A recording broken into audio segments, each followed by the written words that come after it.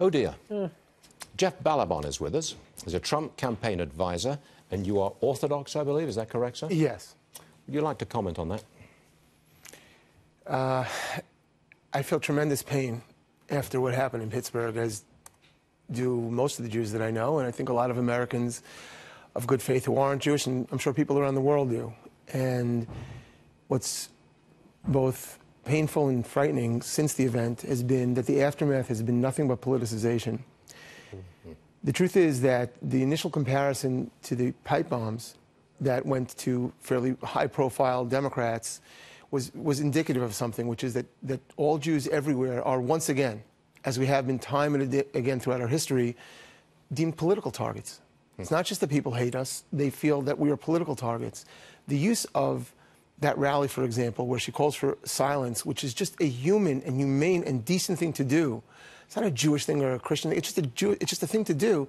And to right away turn into some political play and with anger and hostility, and I mean, that's what leads to this kind of discourse in our country. And they say that Jews are the canary in the coal mine, that frequently societies collapse when you look at what happens to the Jews in the society. It happened in Europe. It happened in the Middle East. And it seems to be happening again in America. And I don't know what to say to this other than please stop politicizing this. This is horrific. I said at the top of the hour, I did an editorial. I said, this is not the time for finger-pointing, not taking sides, not making political points. It's not about guns. It's not about talking points. That's right. I think it's a moment when all of us should look inside ourselves. I ended my editorial by saying, seek out the lurking grudge. I couldn't agree more, and I couldn't agree more. And this is true for all of us. You have to look inside. If your initial reaction to what took place, any of these events, dead elderly Jews at a family celebration at a Pittsburgh synagogue, if your immediate reaction to that is a political reaction, you blame the right, you blame the left, you blame the president, you blame something's wrong. Something's wrong with our whole society. And I agree with you, Stuart. We've got to move away from the politicization of this, and that's a perfectly good and perfectly horrific example of how far things have gone.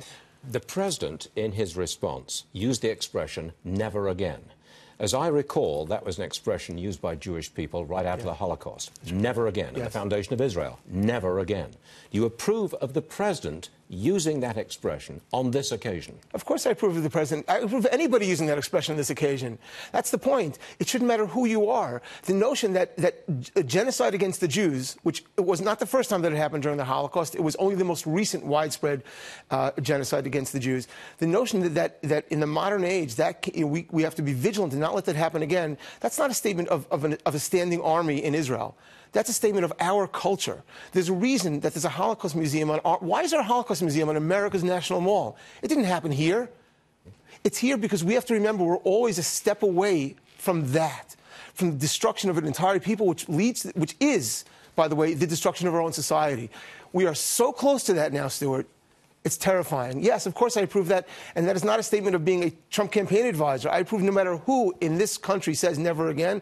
That's exactly correct. But as you say, and I couldn't agree with you more, all of us, we have to look within ourselves and see where the hostility is coming from, where the grudge is coming from, because unfortunately, once again, the Jews are being the canary in the coal mine. Jeff, I always think of you as a personal friend. And Thank you. I know that I and many people feel your pain, sir. Thank you for being with us. We appreciate it. Thank you.